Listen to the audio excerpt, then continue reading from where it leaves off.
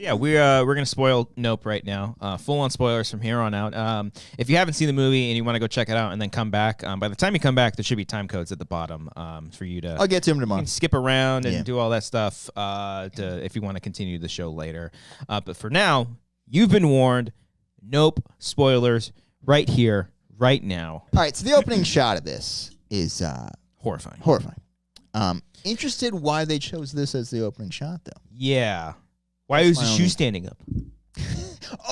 Okay, so the Logan Paul Twitter thread, I thought it'd be fun if we went through every one of his tweets and just Should we do that after? Yeah, we'll do it after. Once we're done. We'll go through all of them and just kind of literally everything that we say is probably going to be explained. Yes. Because Dum had a fucking... I mean, I'm not going to shit on the guy, but I mean, you put your Have you seen The Thinning? Out there publicly. Have you seen The Thinning? I mean, I don't think anybody has. Everybody makes bad movies. Yeah. I don't know. But, yeah. But Jordan Peele, the worst movie, objectively. It was because he came in so hot. So fucking hot. Really Thread. Yeah. Well, we'll break it down. Anyway, we'll get to that. But yeah, so it opens up with the this sitcom from the 80s or 90s. Yeah, and, Gordy's Home or whatever. Gordy's Home. Yeah. And, did you watch the little intro opening trailer? It cool. Just makes it so much more creepy. It does. It makes it very creepy. Yeah. It opens up and in this show, there's a monkey. God damn it. No, that's not a monkey. I mean, it's fine. It's a chimpanzee that is part of the show. And, we don't know why at this point at the very beginning, but something triggers the chimpanzee to go berserk and just wreak havoc. And it kills someone. He went ape shit, if you will. What ape? Easy. He's an ape. Chimps. Planet of the Apes. Okay. All right. Oh, okay. Nice. Just testing you. And then, from that's kind of like the opening, and that essentially kind of becomes the through line of the movie for half of the film. Yeah, because that kind of, through line in the sense that this is the thing that you were talking about. This is the thing I was talking about. It directly correlates with Stephen Yeun's character who plays Jupe. Yeah, he was great. I wanted more of him though. So much. I was bummed they kind of, we'll get to that. And it relates to him because he was the child actor that was involved with all this stuff, and he was one of the few survivors of this incident, and it's just very scary, very terrible. And then from there, we get introduced to Daniel Kaluuya's character, whose name is OJ. Yeah. They make a brief joke about it. It wasn't really that. I didn't laugh out loud at it because I was like, as soon as I heard the name OJ, I was like, oh, they're making a joke because he made an OJ joke in Us too. Did he? Yeah, because Tim Heidecker looked out the window. He's like, "Oh no, it's OJ! You better run!" I don't know. I was okay with this line in this because it built sympathy where he's so socially awkward and embarrassed when he's like, "Yeah, Otis Jr." It made me feel bad for the guy. The old white lady. So I thought the joke. I didn't really view it as a joke that much. I viewed it as just made me feel sympathy. Mm-hmm. Yeah. Save the cat moment, if you will. Oh, hey, read the book. Yeah. And then, so OJ, Daniel Kaluuya's character, he's a lot more subdued. He's very socially awkward. He's very quiet. And then the complete opposite of him is his sister, played by Keke Palmer. I think her name is M. Emerald. Emerald. Yeah. They have just such a different dynamic between each other. And I thought both of them worked. I thought all the acting was really great. My favorite character was, I forget his name in the movie. It might be... No, I don't think it's Ray. Keith David, the guy who's Keith David's always Keith David fucking rules in everything that he's in. Got killed by a quarter. God damn it. It sucks. I think the actor's name is Brandon or Brendan Pereira. I don't know. The guy who plays the fries guy? Yeah. Oh yeah. That guy. Yeah. That guy was my favorite part of the whole movie. I also just loved that hard cut to right in front of fries, and I was like, "That's the one. Yeah. Oh, R.I.P. Yeah. But yeah, no, I don't know. Because that whole monkey stuff, it has to do with Stephen Yeun, but it also has to do, it relates very much to the UFO. It just plays into the theme. One of the themes of the movies where you try to tame nature and shit like that. Yeah, but, yeah. There's a lot of different themes that people can interpret. There's a lot shit like that. That was the cool thing about because when I came out, I was like, wow, that was really good. Yeah. And then I looked online and was like, wow, people don't like this movie. Am I crazy? Oh, really? Not liking it, but they're just like, ugh. Because people. Oh no, is there a discourse? Oh no. No, it's not as far as I know, I don't think it's hate that word. I hope it's not. I hate that word, and I hate the word spectacle. Spectacle. Mm-hmm. I'm sure there are people who are like, ugh, Jordan Peele failed again. But I just see people comparing it to Get Out, and it's like, stop doing that. Like, just stop doing it. It's its own entity. You know, you don't did have our rankings earlier. Yeah, he doesn't have to hit. Yeah. I didn't. Yeah, you did. I mean, I just said I liked it. We more know than it. us. Yeah. But yeah, no. And all that stuff I think was really cool. There's just like I think there was a lot thrown into this movie. It's long, but it never like it never felt long. Peele, I think, is really good at his pacing. Oh yeah. Like we watched Get Out a few days ago for a commentary. Patreon.com/Wangers, $5, I believe, for them. Yeah, $5. It flies by so quickly. I remember like we were talking like, all right, so we're 55 minutes in. I'm like, we just fucking started. yeah. What the hell? And I think this one goes by pretty quickly too. Yeah. I think like the actual, because I didn't know like when it was happening, I knew this movie was about a UFO, but I didn't know what like the actual plot is. Like I didn't know. The second trailer gives away the plot. Oh, does it really? Bastards. Because it's like then the second they go to Fry's, it's like, oh, cool. They're going to try to capture like an authentic first real HD high-res footage of an alien ship. Sure. And I love that, technology starts to wither and like everything. It's like a little EMP that goes over the area. So, of course, they can't use digital cameras. Yeah. So, of course, they have to use a fucking actual film camera. And I just thought that was so cool. Yeah. All that stuff worked for me. The reveal of the UFO worked for me so well because I thought that was so cool, so different that it's a living creature. That's a living creature. And that a lot of people are relating this to Jaws, and it does very much feel like Jaws because you have them searching for this thing, especially the last act. And then when they get the cinematographer, he's kind of like, the old cranky guy looking for the shark kind of thing. He does give a speech about the USS Indianapolis. How great would it have been if like they're talking exact. He's like scratching on the fucking wall. Who's that guy? I'll find him and I'll shoot him. But I liked all of that stuff, and I like that actor too. I haven't seen that guy in forever either. To the point where like tiny little details, like when Keke Palmer is calling him to try to convince him to come and help, like he's literally watching footage of animals eating each other and stuff. So that all plays in. I totally get all that. And I think the disturbing scene we were talking about was probably the ape scene where we see the full thing. Not me. I was talking about the actual abduction scene where they digest them. Oh, yeah. Like that one, if we can talk about that briefly. No, please. Steven Yeun is putting on like a show for people. That he's been preparing for. Yes. And the alien eats everybody. Everybody. And it's, I'm not even claustrophobic really that much at all. I felt like I was freaking out. I had a mask on when I was watching it. I legit had to take it off. I felt the urge to take it off. Because like, oh my God. Yeah. It brought me back to what's that one? Fire in the Sky? Yeah, I've only seen that scene. Yeah, but that's the first thing that reminded me of. Yeah.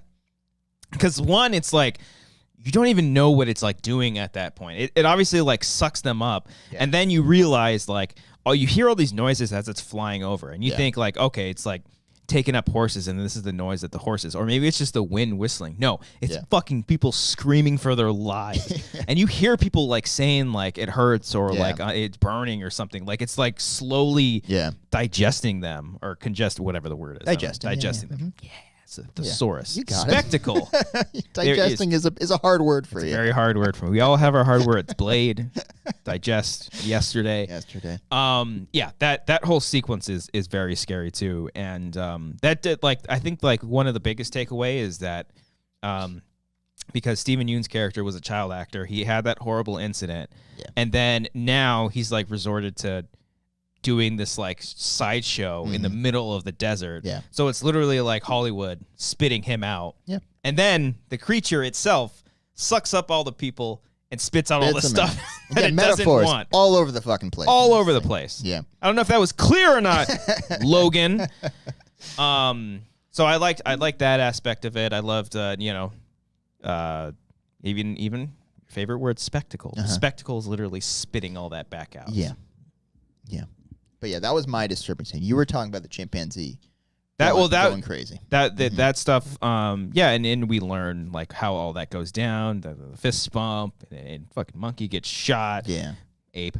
Yeah. Very just like disturbing stuff. But I don't know, like that, like all that, it was just kind of weird to me, like that was the main opening. It was an interesting choice to make that the opening image of the movie. Because like, what statement are you saying that's the main theme of the movie then? Because there are other themes in it. So I'm just there are plenty of different themes in it. But it was even more weird when that you find out that it's all about Steven Yeun, and then you kill him like at the halfway point, or maybe even earlier than the halfway point. But it still carries out throughout the rest of the movie, but it just makes it even more sad because it's like he goes through one horrible tragedy, then he finds this like shining beacon. Is like, oh, I have something. This could maybe take me to the top again. Yeah, and it just fucking kills him and his entire family. He just didn't learn a lesson from the first time. Yeah. And not even just his whole entire family, but one of the survivors from the thing too. And she just goes through another horrible ordeal, and it's really, really sad. Yeah. But yeah, all that stuff was good. The scariest scene was in the barn. Was the kids. Okay. You thought that was legit? I thought it was fucking legit. The second the first one stood up, like that's a fucking suit. Oh, dude. Yeah. It was just like didn't make the scene any less good or anything like that. Because the shot when he has the phone out and the kind of the head slowly poking out. So good. Great. Yeah. But I figured it was a fake out. And yeah, because like when he first goes into the staple, like you're looking for it. Because I'm like, okay, what?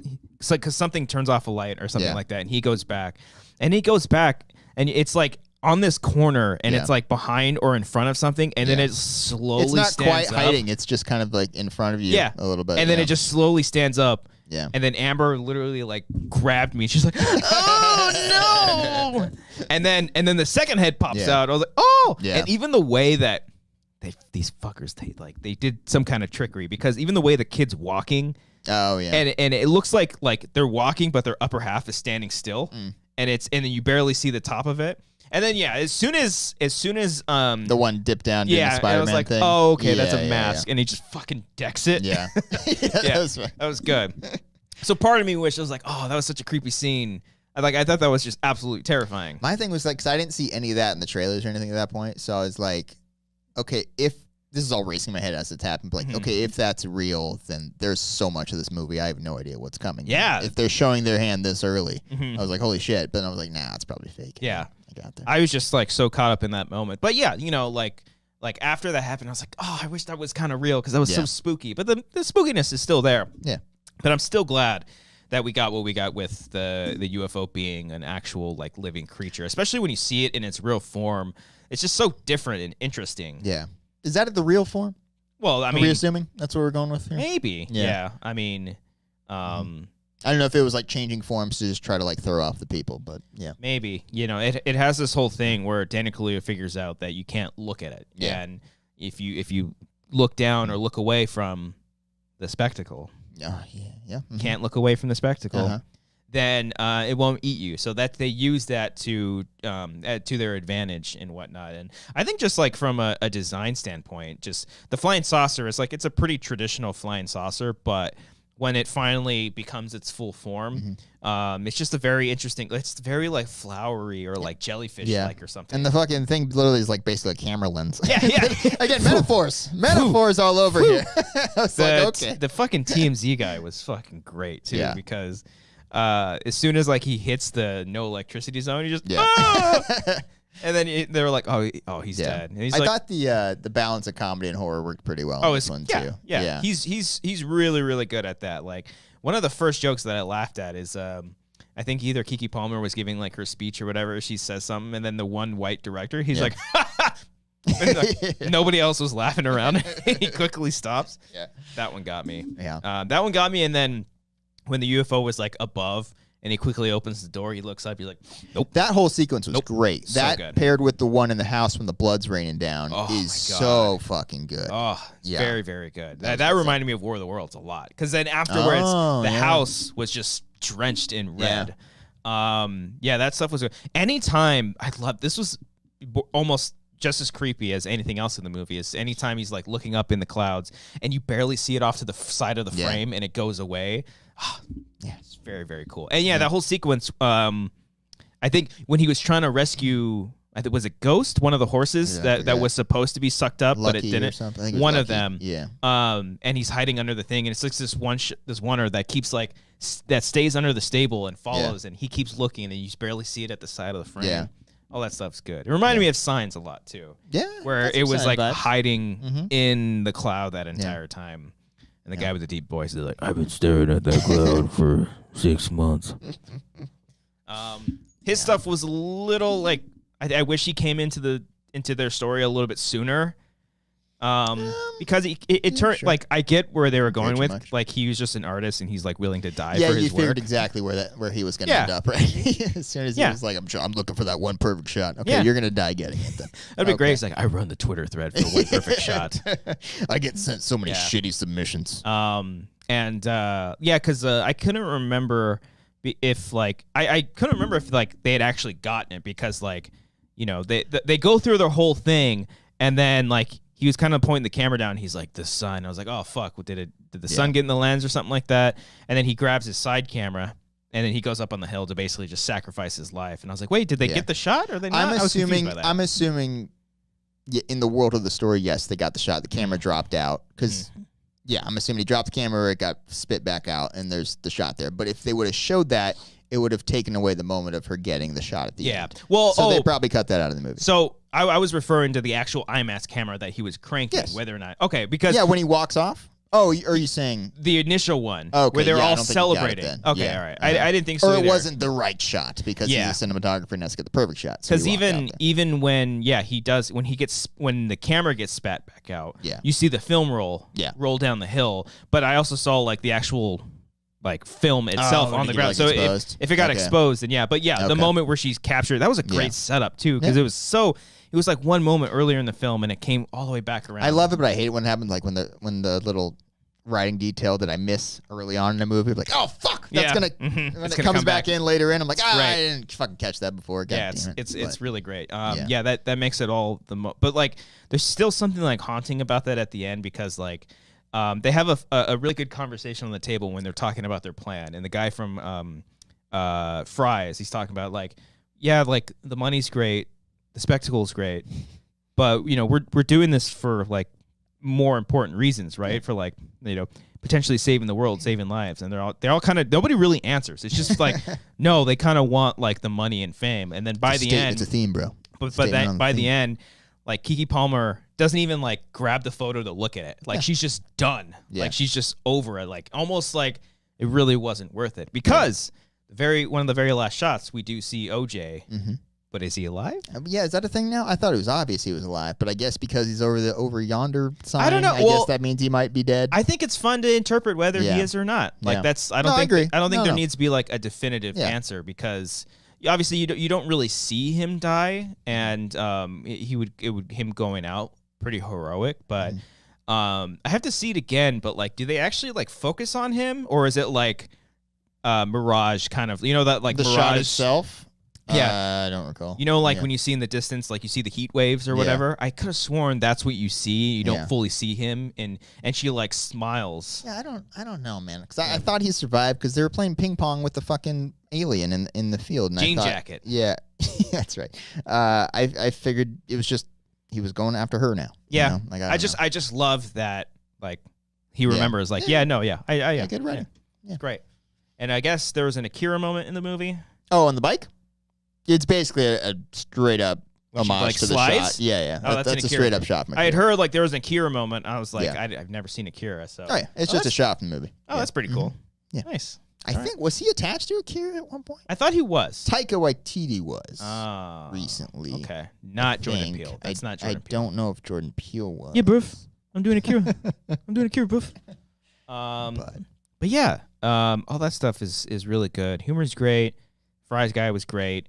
I love there's pretty good jump scares too. The praying mantis jump scare was funny because that's also kind of a throwback to like I don't know, is it like Them? Like one of the old school sci-fi B movies where it's literally a praying mantis attacking a town, like a giant praying mantis. They also just look funny. You know what I mean? They have like creepy. An alien vibe to them. I just love he was like shaking it off the whole time. And then the one jump scare, Amber screamed. What? Screamed. What happened? When the like fake horse slammed into the windshield. Oh yeah, that got me pretty good was too. Good. Actually. Yeah. Woo! That was pretty damn good. There's only a couple of jump scares in this, I want to say, but they're all pretty good. All pretty good. I'm trying to think if there's anything else. Anything else you're burning to say about this film? No. I think it's a really good movie. I think people need to just watch it again and sit on it a little bit more. I think I think it bears more watches. You gotta just like. I like that we've had a discussion about it. Yeah. You know what I mean? Like there need to be more movies where you're like, oh, I don't quite know what that is. Let's think about that. Yeah. And look up articles about it and videos about it and talk to people about it. Like I love when that happens with movies. Yeah, I think that's totally fine. You don't need to know even in talking about, like we're saying with Daniel Kaluuya's character about him being alive or not. You don't need all of the answers. It's whatever you take away with it. And there's a difference between like being confused and like having something up to your interpretation about it. Like like your confusion is sometimes an intent of a filmmaker, so you can have discussion about and it's not it. And like, I think there's a lot of that in here. Yeah, and it's not like cutting corners or lazy writing. Like I'm pretty sure that was all of his intentions to make people think. Whether it worked for you or not, up to you. But and that's why I think I like this one more than Nope, because it does make me think a lot more. Nope is it's pretty straightforward.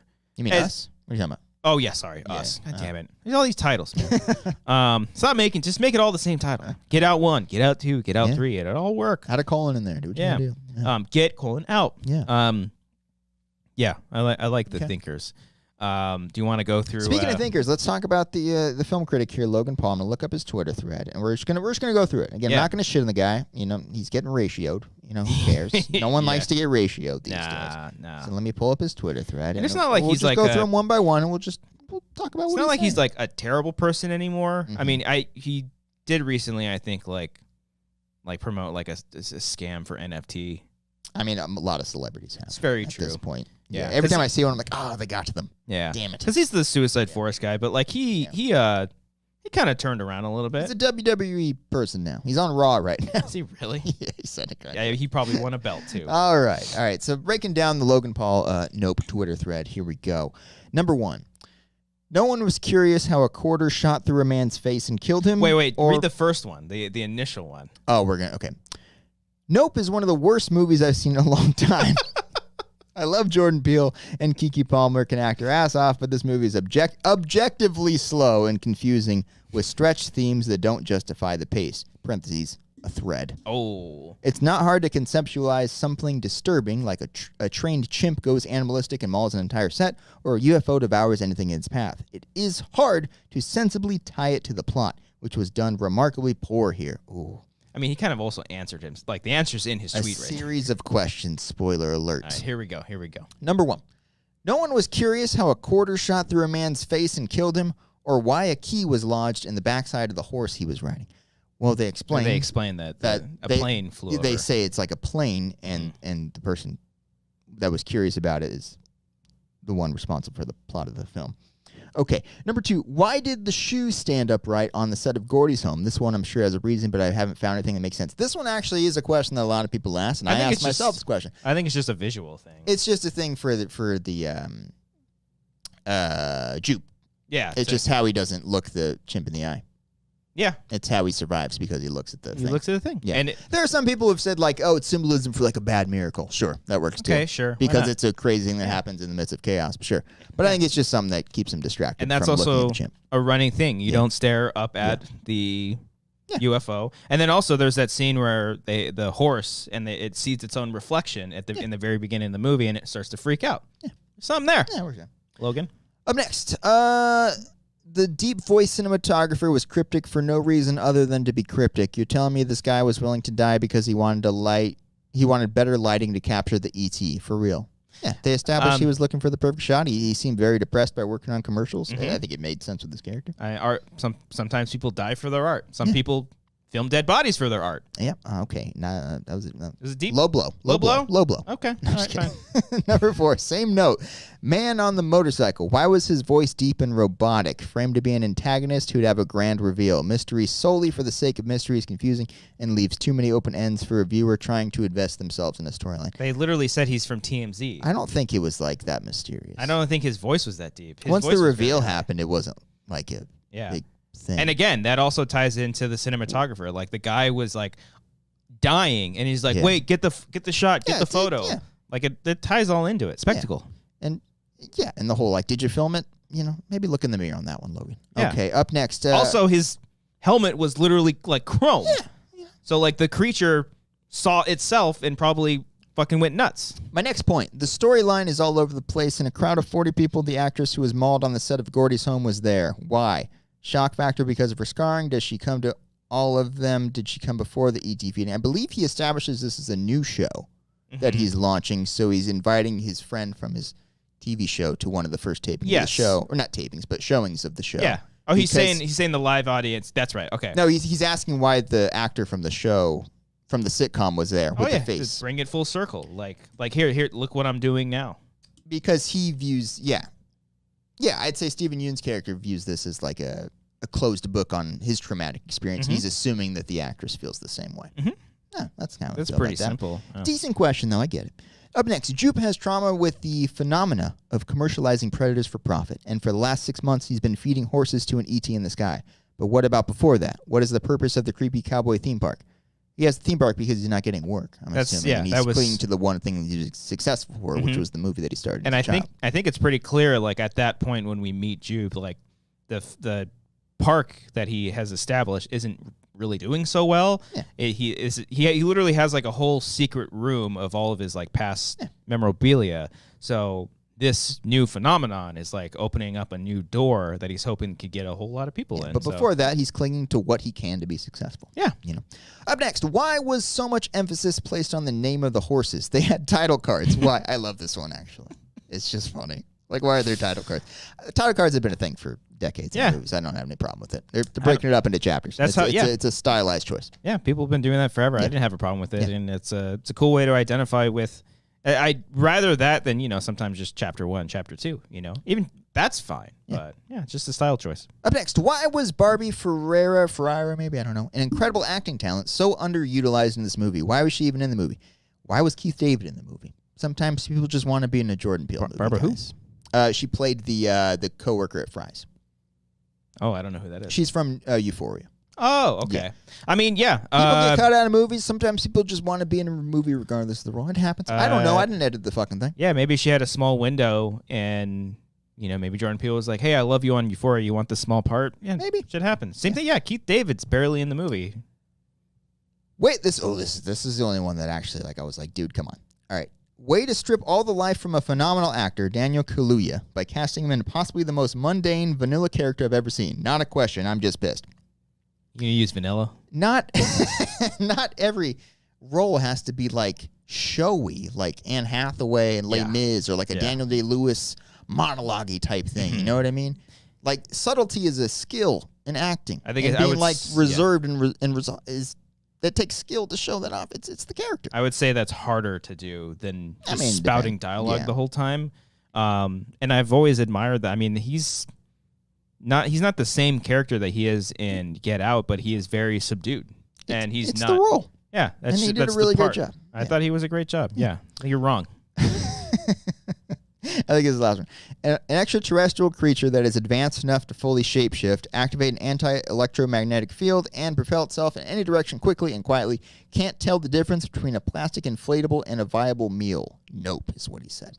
It's an animal. It's not necessarily hyper intelligent. Yeah. It's genetic makeup may be super advanced, but it's still an animal, and they make it. Yeah, whether or not it's establish that highly. Yeah, that's the thing. That they set up that that looks at it, it consumes. I don't think you need to go into the details. What do you want? An extra half an hour explaining the origins of where this creature comes from? I think that's boring. I think it's a lot scarier only knowing they establish the rules. The rule is don't look at it. Okay, boom. I don't think you really need to know anything else about it. So again. Wrong. It's an animal. It's not a super advanced alien. Yeah, animals are stupid. It's an alien, but it's a creature. Yeah. That's all. Yeah. So there we go. Just wanted to break them down. That's all. That's all it was there. But any more brain busters? So maybe just don't tweet. I mean, look. I'm sure there are a million other threads of people in their 20s. It's just saying the same shit. Oh, but I'm it's sure. just It's just so random and very specific. Like, I don't think I've ever heard this dude talk about Jordan Peele. I don't even think talking about movies in general. It's just like, did you just have a bad trip? Did you get really high after seeing this movie and then just like get really upset or something? I don't know. Just a lot of them were just clearly explained in the movie. Some stuff like the shoe thing, yeah, that's up for discussion. You can talk about it. But like that and like the Kaluuya thing, I'm like, no, he's just, there's different versions of acting other than just like being showy about it. Yeah. You can be subtle and still have a great performance. So yeah, nope. Thumbs up. That's it. Fun movie, guys. Yeah. That was the thing too, is like spooky and scary as it was just a lot of fun, like trying to like figure out the mystery of like what it all is and whatnot. I love that, like Jordan Peele's kind of becoming like a little M. Night. Think so? Think that's the comparison. He's kind of had twists in every movie. Yeah. Twists and or reveals, you know. Not like, you know, a twist in the last, like, you know, 5 minutes that, like, kind of changes the course of the whole film or anything like that. Yeah. But, yeah, you know. Well, Us kind of did. Us did have like, a final twist. On top of, like, a couple of, like, couple of things. That's very true. Yeah.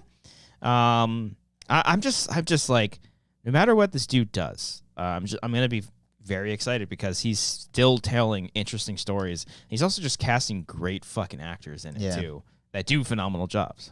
I just wish we had more directors. White people in the movie? No, not that. Good guess though. But more directors we got excited about like this. You know what I mean? That had like there's a lot of indie directors that we want to go see and shit like that. But I want like more people to see it. Like when the teaser comes up and like it's revealed like from Jordan Peele and be like, oh cool. Like I want that more.